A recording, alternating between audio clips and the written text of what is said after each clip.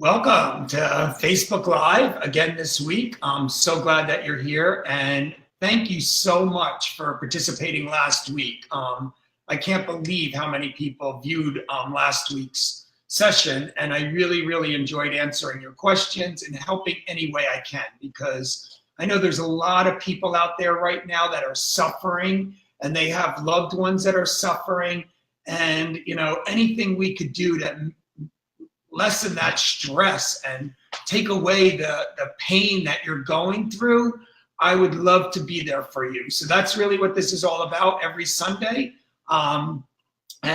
This week I'm excited about talking about, mental illness or addiction, which one came first, how does that work with addiction? What is trauma? How is that related to addiction? So I think we have a great topic, and I'm really excited about hearing your questions and hearing what you want to hear about in the following weeks. One of the things that we're going to present next week, but I want you to start thinking about this, and if you know of anybody that really wants some questions answered, and they want to help other people, like they don't know what to do regarding a loved one, or they don't know what to do regarding themselves if they're suffering, and they want some questions answered on some little support here, we could do that on Facebook Live. They could help a lot of people that are watching, and also get help or recommendations for themselves, because we never ever tell anybody what to do, but we give you a list of options that you may not be aware of that are available for you. So that's really our goal in that, is, really helping people understand that. And it makes so much more sense than me just sitting here telling you this is what, has worked with clients. By you watching somebody ask those questions and get those answers live may really relate and resonate for you. So that's why I'm excited about doing that part of this Facebook Live session. But tonight, I'm really excited about talking about trauma, because, I love this story. When I was working on the show, God, years ago, they would say, they would bring people to trauma treatment facilities, and they would be like, that one's an addict because they were, molested, or that one's an addict because they were physically beaten. And, and they always related how addiction was related to trauma. And I didn't get that. I was like, that didn't make sense to me, because I had a normal upbringing. My sister's here. She's going to say hi later. She doesn't know it yet. Right, Karen? Yeah. She's going to come in and say hi, because, I love talking about the trauma with her here. And she said, my mom's looking in. Hi, Mom. And everyone else. I know we've got a bunch of people already on there, so thank you for checking in. But talking about trauma, I never believed that, addiction and trauma were related at all, because I had a normal upbringing. My dad went to work hard, 2 jobs, provided for us. My mom stayed at home as we grew up. I was never physically abused. I was never mentally abused. I was never sexually abused. None of those things happened that you hear other addicts come into the rooms and talk about that has happened to them. So I couldn't connect the dots that there was any trauma related. But when I left my home, that was my safe haven when at home. But when I left my home, I was very effeminate, and I would go to school. And I remember at 4 years old, I remember going to preschool and being petrified, like leaving my home and going around other kids. And scared to death, and couldn't wait until it was time to be picked up. Once I got picked up, I felt like I could finally breathe, because I was holding my breath, tortured that somebody was gonna see me. So I learned really quickly on how to hide and turn invisible so people wouldn't see me. And that kind of trauma, there's 2 forms of trauma. There's one form of trauma that's a major event. That's like a rape, or that's like a car accident. That's something that's pretty severe. But then there's a consistent event. And that's like the military going out on the front lines, fighting for our country. And then what ends up happening is they end up going out there, and their best friend that went with them in the morning ended up dying out there on the field. And the next day they have to go back out there not knowing if they're going to live or die. Well, that 4-year-old is the same exact thing for them. They don't know the difference, and they're just petrified that going back out there is just as fearful for them. Like, they don't know if they're going to make it. They're holding their breath. I was holding my breath. They're holding their breath, and they're consistently worried about something bad is really going to happen that day. So having that from 4 to 14 until I started drinking and doing drugs, I learned how to survive. They call it survival. So I learned how to survive, and then when I tried drugs and drinking, it made me feel connected to people. And that's all I really wanted, is learn how to connect to people. So once I learned that, I started doing my trauma work and getting involved in, figuring out what that was like, why that happened, and using that for more of a power to be a better person, because going through that process, the positive in that, I really learned how to have empathy for people. So that was the positive, but the pain of going through it and living it, I remember when we would go on the school bus. My sister's over here. She's going to come over in a minute. she don't like to say hi to people, but she's flying back to New York tonight. She came out and spent a week with me. But here she is. Hi, come on in. Here she is. How are you? So when I would get on the school bus, they would take my hat and they would throw it. We lived in New York and it was cold. And then, I'd go to chase it and they'd throw it back and forth to each other. And I would be just petrified. I was like scared to death. I hated it. And so that form of trauma is just as painful as a rape or, a car accident or getting physically beaten up. So having that happen on a regular basis is pretty severe. And I learned that, and I did, 6 weeks of trauma work. I did 11 weeks of inpatient trauma work with 23 years sober. So I went back and I did my work, because AA is good to get me off drugs and alcohol, but that's not the problem. The problem is that 4-year-old not knowing how to deal with emotions. And AA didn't teach me how to do that. That taught me how to be a good person, but no one taught me on how to take care of those emotions of the pain. And that's where I feel that with addiction, and this is what really, really breaks my heart, because you have an addict that, nobody grows up and says, oh my God, I want to be homeless and I want to be addicted to heroin and I just can't wait to have no friends and no family and live in that tent on the sidewalk. Nobody has that dream as a little kid, but that's where we see thousands of people ending up. And the reason is for a lot of them is mental illness and not dealing with that trauma, that pain that they experienced as kids.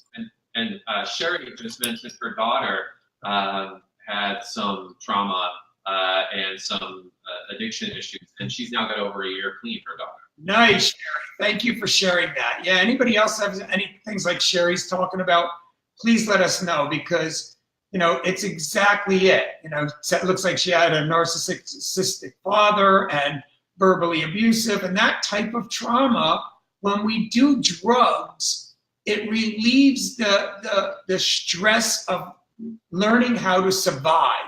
So your daughter learned how to survive during that.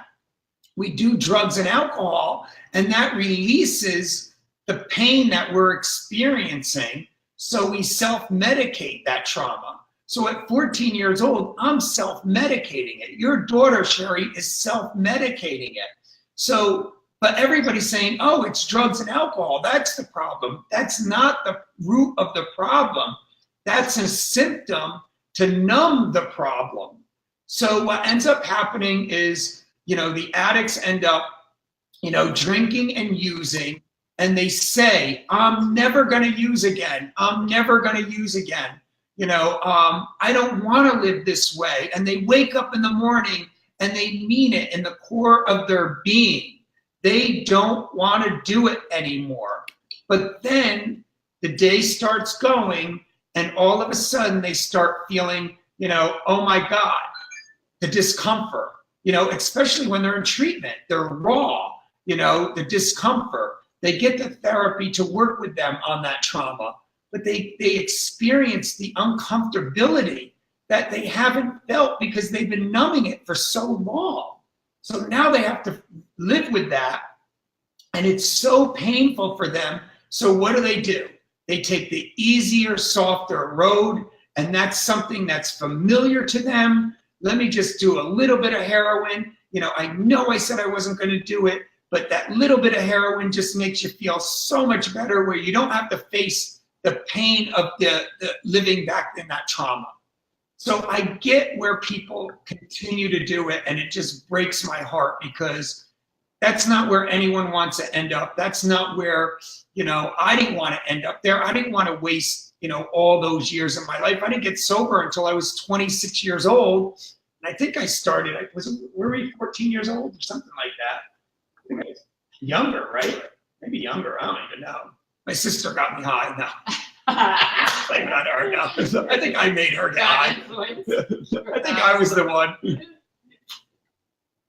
But if you have any questions, our number is right below here. And, you could text me anytime. If you're just tuning in right now, we're talking about the relation of mental illness and addiction. We're talking about how they work together, and how the healing process in going through treatment, how important it is to really identify what that trauma is and healing that. You don't have to do what I had to do. I had to wait 10 years. I got sober at 26, like I said.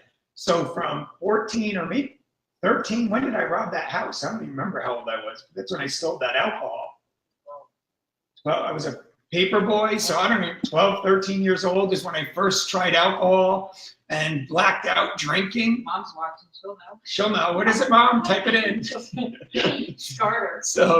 So whatever that age was, until I was 26, I was numbing the pain that I experienced from the 4-year-old to the 12-year-old.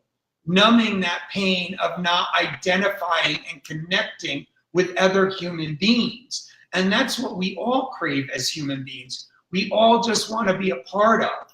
So we're craving it, but yet we're doing drugs and we're getting further and further away from that. And that's why one of my drugs of choice was ecstasy, because it was a fake, connection with people. It felt good to connect with people, but it was false. It wasn't real. And that's what I was craving when I was 4 years old. All I wanted is to connect to people. I can't remember how old I was, but, I was invited to a birthday party, and I was this little Nelly kid, little, feminine kid that wasn't really invited to things. And I just saw it. Where did we see it? We just saw it today, where somebody spoke at an AA meeting that I was at today, and they talked about, they were the last one to get picked when they was on a sports team, like kickball or baseball, and how, they had no friends until they made money, and then they had to buy friends. And that's what I was like. Once I got involved with drugs, I would be able to buy my friends because they wanted the drugs.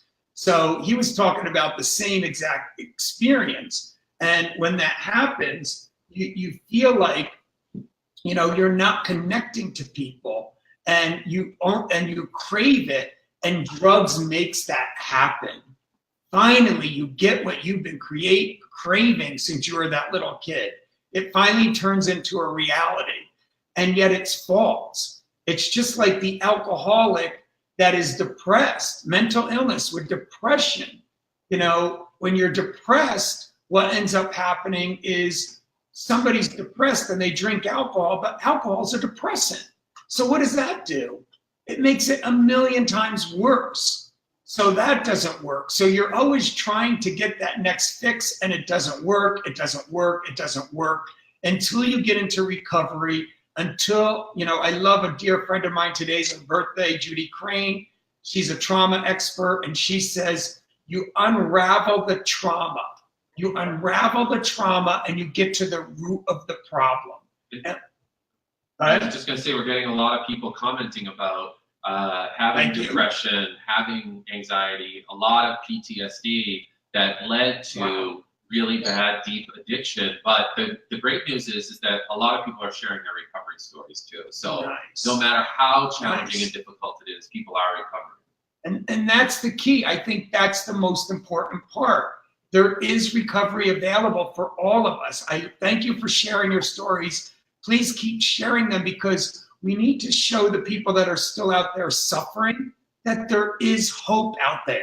We need to let them know that there is hope, and life does get a million times better when you start unraveling that trauma, as Judy puts it.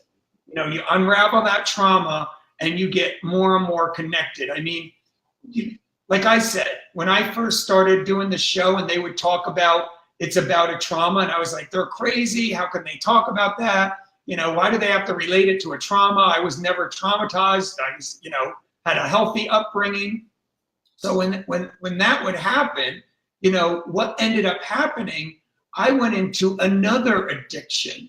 So I was cleaning off of drugs and alcohol, but I went into, you know, if I only had $1 million in the bank, I would be successful, or I would feel complete. I wouldn't have to worry about, you know, because I couldn't even pay my bills. I had no money when I got sober. I mean, I had nothing. So I always thought if I could make money, I would be somebody, because I felt like no one. I didn't deal with the trauma, and I needed something to validate me inside. And then I thought, well, if I had money and I had a relationship, if I have the two of those, and I know a lot of you that are in early recovery, the next best thing from drugs and alcohol to feel good is sex and a relationship. So I was exactly there. If I had the perfect relationship, then I wouldn't have to worry. You know, I'd have a great life, and, you know, I'd be happy instead of making myself happy. So I didn't deal with my trauma because I didn't even know I had trauma. So for 10 years, from 26 to 36, I lived in full-blown addiction with sex and love addiction and trying to make money, chasing the dollar.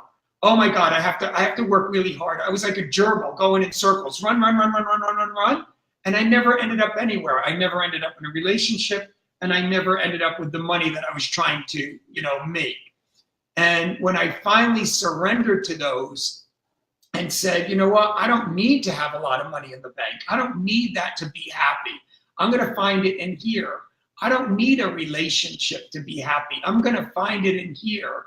When I let go of both of them, my career blossomed. I ended up in a long-term relationship.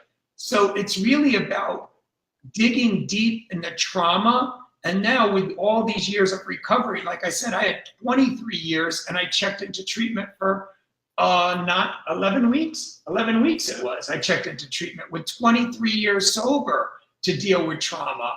Last year I did 6 weeks of trauma work throughout the year. So you don't have to wait anymore. Like, people are commenting right now. I love it. Thank you so much. Because you don't have to wait anymore. We know addiction is related to some form of trauma.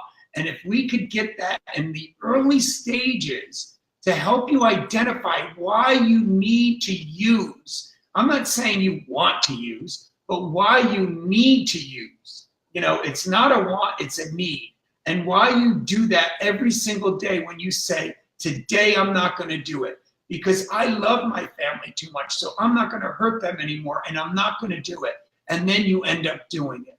We got to unravel the trauma. We got to help you get in touch with yourself and start learning to like yourself.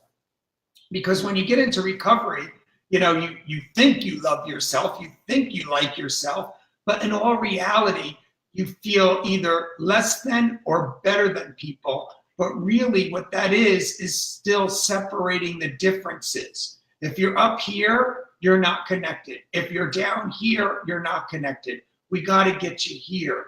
We got to get you here where you can connect to other human beings. And the hard part in that is doing the work in treatment. So keep up the questions. Someone had a question. They wanted to know, they identified as having, kind of some mental health concerns, and they wanted to know if, Thank you. If bipolar could be caused by childhood trauma. Bipolar disorder could be caused by trauma. Great question. And, personally, I believe absolutely. Because when you're going through a trauma at a young age, like I called it earlier, you learn survival skills. And survival skills get you through, but then it gives you symptoms to learn how to deal with that trauma that are unhealthy. So it could give you the symptoms of bipolar, and you may need, because what happens, a good example is the Betty Ford Center, and Jerry Moe, he runs the children's program. So kids from the age of 6 to 12 have already been affected if they have a parent that's an addict or an alcoholic. So they're already affected. So when they were born, their learning and their coping mechanisms until they're 6 years old have been hardwired a certain way because of their environment. So that trauma that they're talking about could cause mental illness and ignite the addiction, because we know addiction is, a family disease, and we know it's in the family genes, but it ignites the addiction, it ignites the mental illness that you may need medication. So you may need to get on medication for that. So that was a great question. Great. Anything else out there? People are asking, about mental health conditions, if they're inherited. And some people are asking, if treatments for mental health issues might be considered numbing. So do antidepressants numb your thoughts like alcohol and narcotics do? I love that question, because I just had a person actually send me a message on Facebook today that has been on antidepressants and has been on all types of medication. They were on Suboxone for long-term maintenance. They were on all types of, psych meds, and they finally made a decision to go off all of them. But they didn't do it on their own. They're working with their doctor, and they decided that they want to try this. And they're working with a solid psychiatrist and a solid therapist. And they're working through that trauma and learning that life is so much better without it. And again, I'm not saying that everybody that's on meds go off them or find a doctor to get you off them, because I believe some people may need them the rest of their life. If they have a mental illness that's in their genes and they get properly medicated, they could be very successful. You could be very successful in life with proper medication. So I'm not saying that, but what I'm saying is some people, they realize that they don't like the side effects from the medications, and they work with professionals to learn how to get off of them, but digging down deep and willing and ready to do that work, because that work is not easy, but it's necessary if you're really gonna, dig down and do it. If you really want to make that change, it's gonna be pretty difficult. So. And someone was just sharing that, that antidepressants level out the chemical in their brain and really help them live. And when they go off them, they spiral into depression. So, you really should talk about, if you have a mental health issue, going to a qualified professional, yes, and taking medication under their care. Yeah, I love that one, because, you get leveled out and then you have a successful life. You stop taking them, and then you go into depression. You go back into, the pain that you were in before. So the medications could really level you out to a place where you could be really happy and successful in life. There's a lot of people, like I did this training out in Hawaii recently, and I love telling this story because I was completely shocked when this happened. I love talking about how this was, but there's this, exercise that we do, and we say, how many people like me, were bullied as a kid? You know, how many people like me, you know, are in one marriage? How many people like me are, you know, whatever something is that you think you're different by, you know, you bring that up. So I said, how many people here are like me that even though you're sober have felt it would be easier not to be alive? And I was shocked that only like a third of the people came into the circle. I thought everybody felt that way. So that depression that I have carried my whole life, that black cloud that's over my shoulders, that's always been there. You know, that 4-year-old has had that black cloud following him for all these years, but I thought that was normal, that everybody had that and everyone experienced that. So it was eye-opening to me to say, wow, people don't feel this way. But the good news is that because I continue to do my work, the black cloud isn't there, and it pushes it further away. And that's what's necessary with depression, mental illness, all of those things. You have to do the work or you have to get properly medicated, and you can have a successful life. So thank you for that question. That was a really good one. And again, these are only my opinions, my experience, the people that I've helped in all the years of doing this. You know, like I said, I've been sober, 29 years since 1989. You know, I didn't even know trauma was an issue until, 10 years, into it. I didn't realize I had process addictions until 10 years into my recovery. So we're so far advanced in today's, world in recovery and in treatment that there's so much more for all of you, where it doesn't have to be a long process, and we can expedite your recovery to make that a lot quicker for you. So any questions you have next week, again, if you're just joining us now, I'm really excited about talking about what we're going to start next week. Next week, we're going to invite some people that may have questions, that have loved ones or maybe for themselves, and they, want some answers and want to help other people. And they want to do it on Facebook Live, just like the TV show. The TV show, thank God we have people willing to, open up their homes and their lives to show millions of people that there is a solution. So again, if you have ever seen me on the show, I'm never, intrusive. I'm never going to be disrespectful, but I want to help you have a better life, and I want to help you get your loved one to have a better life also. So if you want to open up, we'll have a place where you could submit your story, and we could do that on Facebook Live once a month. We'll probably have somebody, talk about it live. So it's just not me. We'll get together and we'll talk about those things. So I'm excited about that. Yeah, there's an interesting, we're getting a lot of questions about medications and how, in a sense, you almost become addicted to the medication, and they're impossible to get off. And then someone had commented that they had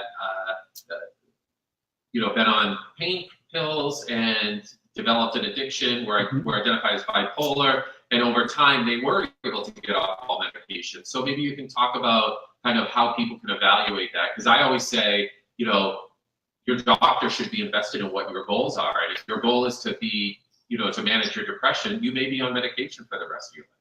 Yeah, that's a great question. Thank you. And if you're tuning into this and we're not live, you're watching this throughout the week, thank you so much for all the viewers that we've had last week. I mean, I was just shocked at the numbers. But you could text this number that's on the screen at any time, and somebody will get back to you. I'll personally get the text, and either me, Mitchell, somebody in our office, Eric, one of us will get back to you, and we'll figure out how we could help answer some of your questions. So if you're not getting this live at that time, don't feel like you can't ask questions, because we're going to be here for you. We want to help a solution happen. So the question about medication and is it right to get off your medication? Like Eric said, I mean, I think that's the best answer. what are your personal goals? You know, what are your dreams for your life? You know, what do you want out of life? And get with your physician and talk to them and say, you know what? I don't like the Suboxone maintenance. You know, I feel numb all the time. I'm not productive.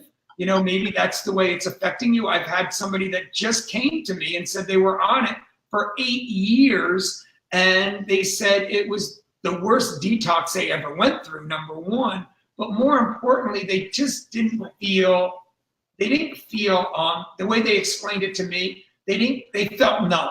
I guess that's the best way to put it. They felt numb, and they didn't want to feel numb anymore. You know, they wanted to start feeling feelings again, and they felt like they were ready.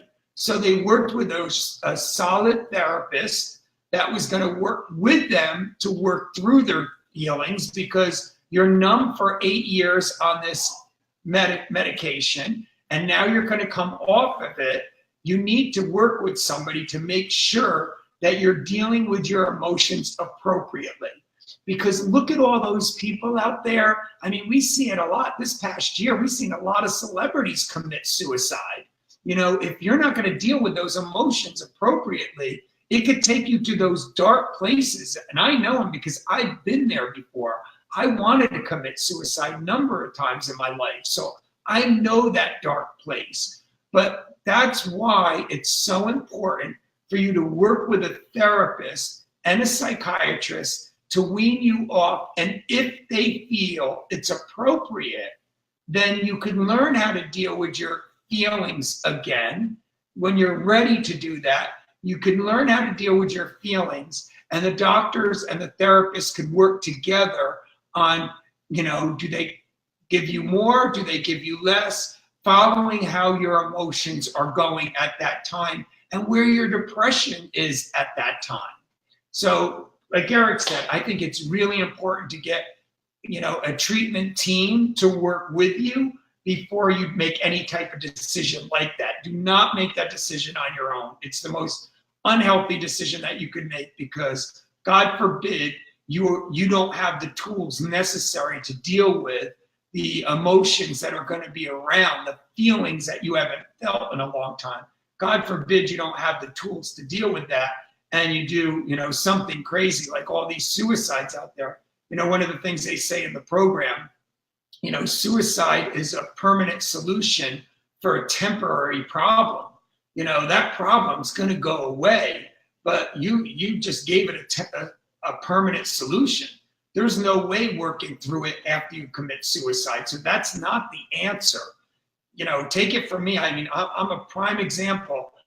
Before I even got into doing interventions, I wanted to die numerous times, and I planned suicide numerous times. And if I did that, I would have never received all these amazing gifts that I continue to get, because I dig down deeper. When I feel that type of pain, I dig down deeper into my recovery and get more professional help.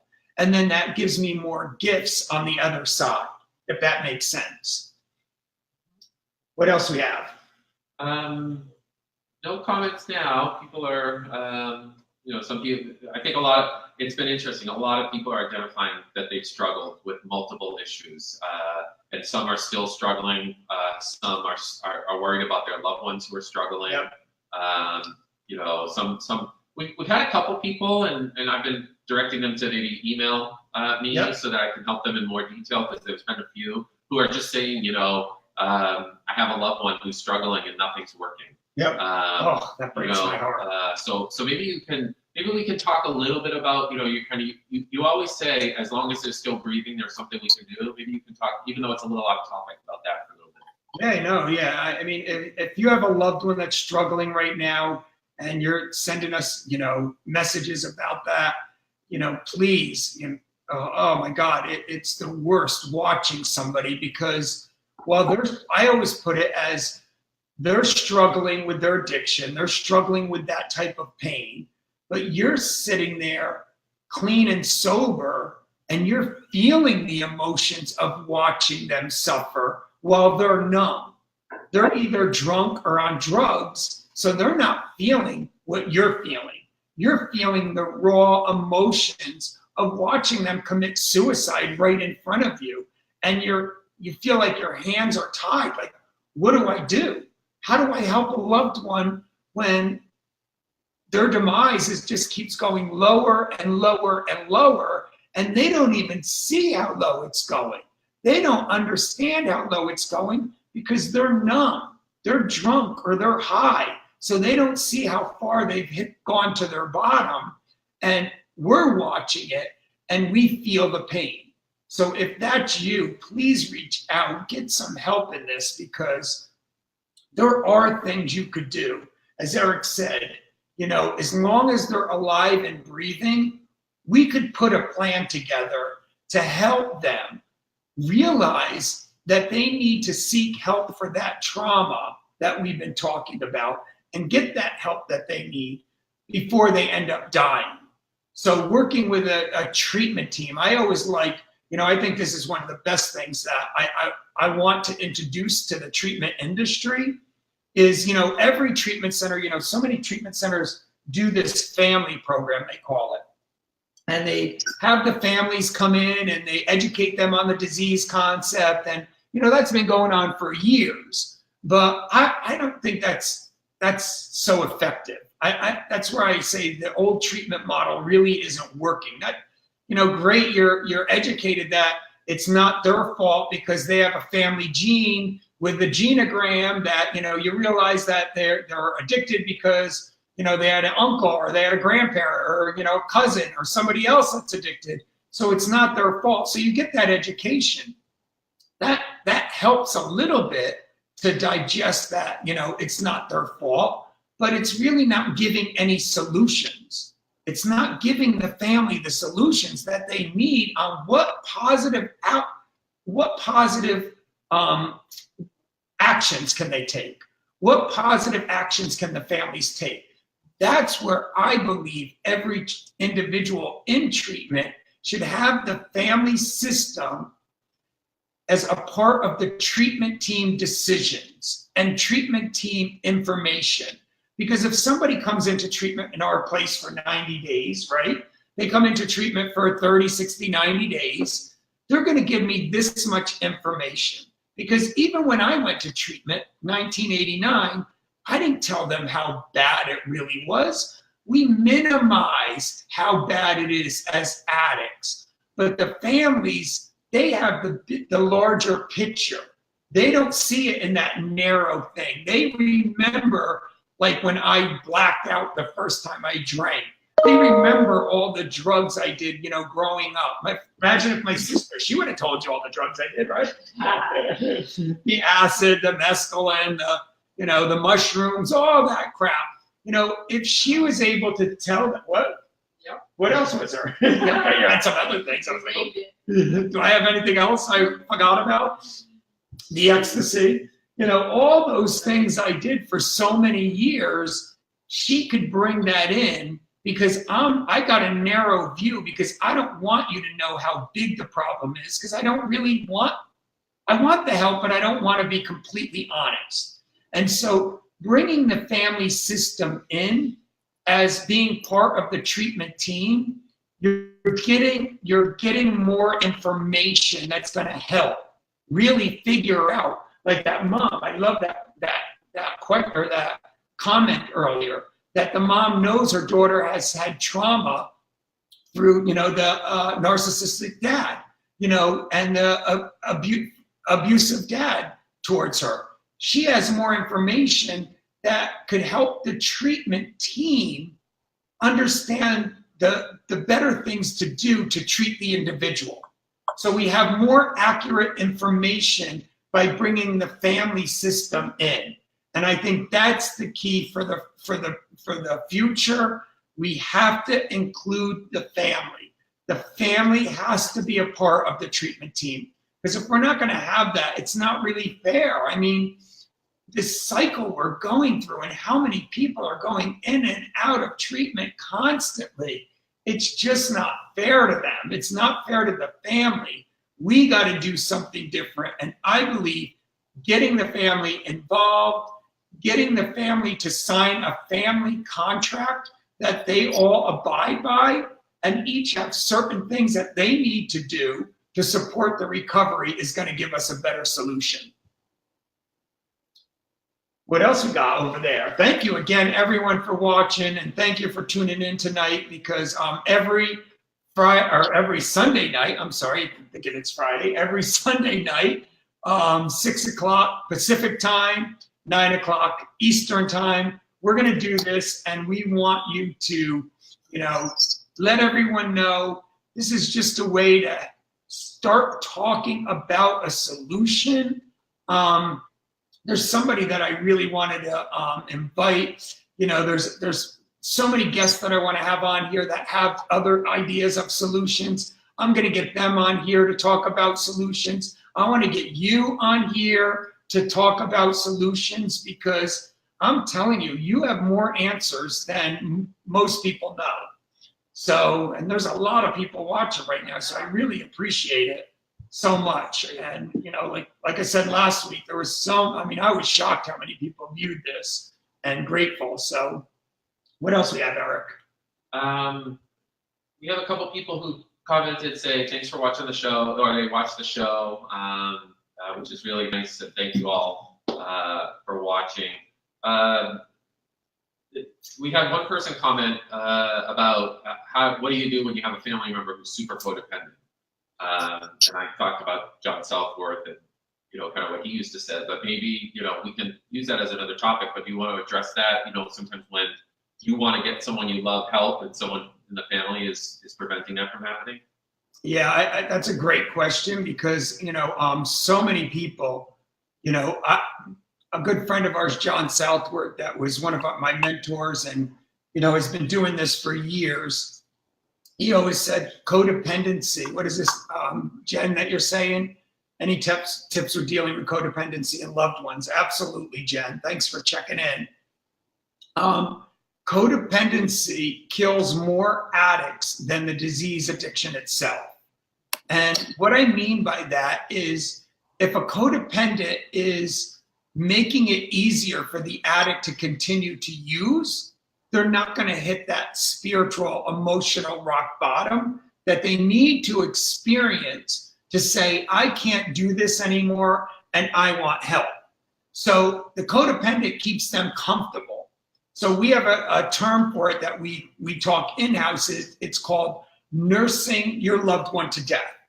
They're dying. You don't know what to do to help them. So you hire the best attorney to get them out of the legal issues they got into, the DUI or any other thing that they did to break the law to keep their addiction alive. You get them the best representation. You create a scenario that it makes it comfortable for them to stay out and continue to use. So again, that's your choice as a family member. You could continue to do that. And like you said, Jen, they could continue to do that. But I want them to know, when the addict dies, if they weren't there, the addict may have hit a rock bottom and asked for help. So they're taking away that opportunity that addict had in saving their own lives by keeping them comfortable. So when they do die, it's really the codependent's fault. That's what I mean about more people die from codependency than the addiction itself. Because the addiction, left to its own devices, the addict's going to hit a rock bottom. They're going to feel the discomfort and they're going to want that. That's what an intervention is. We intervene on the behaviors to get the rock bottom to manually turn up, so it doesn't have to go on the natural progression and end up possibly dead. And when we're dealing with 197 deaths a day, this is something we need to take seriously. So I love the question about codependency. So what I do when somebody has, Jen, just so you know, what I do when I have a codependent, I love John Southworth's. He'll get everybody in a circle and they'll say, okay, get the whole family in a circle. And it's kind of like you have a wild, what do they call it? Horse? What do they call those going in circles? Corral. Corral. So he has a corral and there's a wild horse in the middle. if you're all holding your hands, and holding your hands, then the horse can't get out. The addict can't get out because you're united, you're together. They won't get away. But if one person, the codependent, opens up the gate, the addict gets out. So that's, we got to stop that so the addict doesn't get out. And that's what codependency is. They will let the addict out of the corral and they will let the disease continue. So how do we stop that? Jen's still waiting for the answer, I bet. So how do we stop that, Jen, is we get the rest of the family system involved and we create a scenario for intervening on the codependent. So I just did one, and the grandmother was the codependent, and she was codependent with her son. And the mother of her son, the daughter-in-law, said, if you continue to be codependent with my husband, I am taking your grandchildren out of state and we are moving. And you will not be able to see your grandchildren ever again. I'm not coming back because I'm not going to sit here and watch my kids watch their father commit suicide. I'm not going to do it anymore. It's not fair. You can't ask my kids to do that. It's not fair to them. So if you continue to enable them, I am taking the kids out of the state and I will get full custody of them because no judge is going to give an addict dad custody of their kids. When it goes to court, they're going to give it to the mom that's clean and sober. So when the daughter-in-law told grandma that, grandma wasn't willing to lose her grandchildren and keep her sick son sick. So she decided to say, okay, I will not be codependent anymore. And the daughter-in-law had all the power there in this family system. So now we were able to get him help. And that's how we intervene on the family system, figuring out where all the dysfunctional behavior, because addiction is a family disease. It's not, everybody wants to point at the addict and say, it's your fault, you're the one doing the drugs, you gotta learn to get man up, you gotta learn to get strong, you gotta pull yourself together. So that's the old mentality of it. But it has nothing to do with the addict, it's the family system. And if we could create a healthy family system, we'll be able to get a result that's even better than we ever expected. So great question, and thank you for that one, because we need to figure out, whoever the codependent is, how do we intervene? And I never expect anybody to do these on their own. If you don't have the money to do them, call an interventionist. I mean, there's so many of us out there. We will work with us, text us. Text us a question. We'll help you because, there's solutions out there, but you can't pick and choose and say, I'm going to do this, this, or this, but I'm not going to do that. Because that's maybe the one thing that's going to motivate your loved one.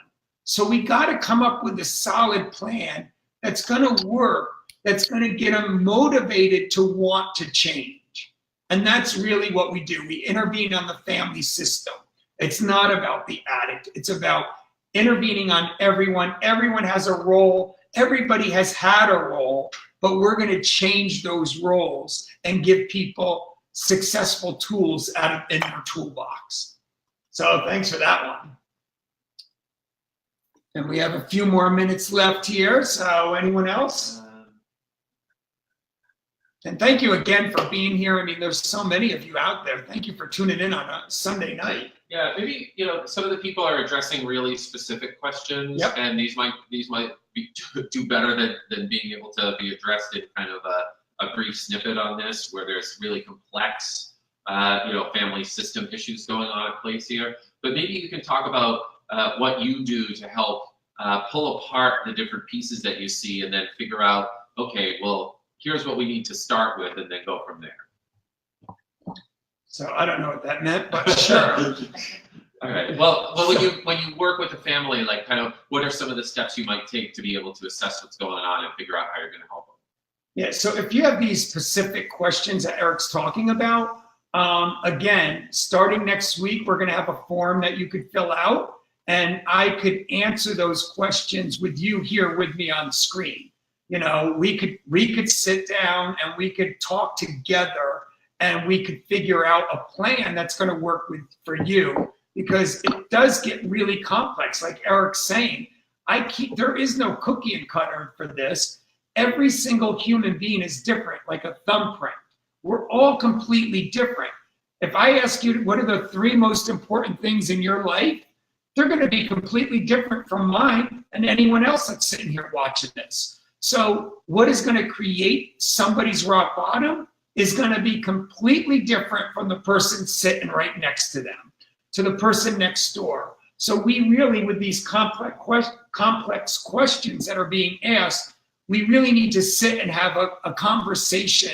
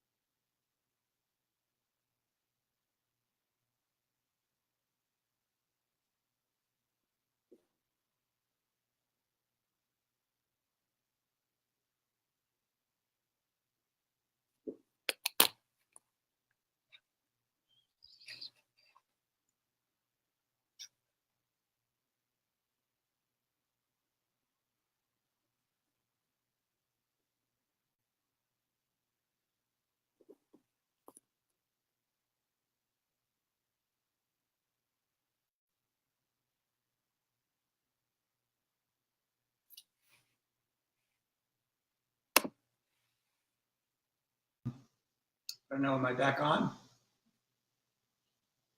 There we go. Are we back on?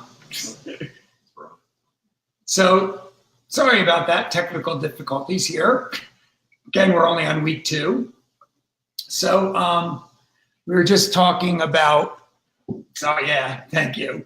So, technical difficulties, sorry on week 2, but thank you for staying on while I jumped off for a second. It just, went dead. But we were talking about the difficulties of when you're working in a situation, how challenging some of the family's systems are. Yeah. So the family systems, how difficult it could be, and really everybody doing their role is so important. So I would like, and like I said, everybody's is different. We're like thumbprints. So everybody is completely different. And so your situation isn't going to be like the person next door or the person, in the treatment center. We got to figure out what the solution is for you. And we got to learn how to work together as a family system to create a solution for your loved one and for you. Because again, the codependent is, I love this one because last week, we had somebody that asked for some help. And I didn't realize that the whole family system was on drugs. I thought it was just the daughter I was helping, but it was the whole family system that's abusing drugs. So when that happens, we got to figure out, oh my God, this is bigger than we even planned it from. So we got to figure out a solution on how to help these people, because that's what breaks my heart. When there's a young kid that's doing drugs, with the drugs that are out there today, the young ones aren't doing the crack cocaine and the coke and the crystal meth. They're doing the heroin and the fentanyl. They're doing the ones that are killing them. So when that's happening, and they were brought up in a family system that drugs were familiar and used, then what do you expect from this young person? It's just bound to happen, so how do we help both of them? It's not just about helping one, it's about helping the system. So I think that's a good one. So any other questions? We got a few seconds here, and I just wanted to, one more question or no? Are we ready? Eric's already, he's answering them all up here. So I just want to thank you again this week for checking in, and thank my sister. You want to come over and say goodbye again? My sister for being here and reminding me of all the childhood trauma that I had. Here she is. Hello. Karen. Thank you for watching and listening, and Ken putting his heart and soul into what he does. Oh, thank you. We love Thank you. So thank you again for watching. Again, if you have any questions, please text us on the number here. We'll be available, and I'm really excited about starting that new thing next week where we could really talk to people, and I'll set up more interviews with people so we have other people's perspective. But the most important part that I'm excited about is finding someone that needs help in the immediate, in real time. Somebody that's suffering right now. I want to be able to help you. So please submit your questions and your stories, and we look forward to helping you. Thank you very much, and have a great week.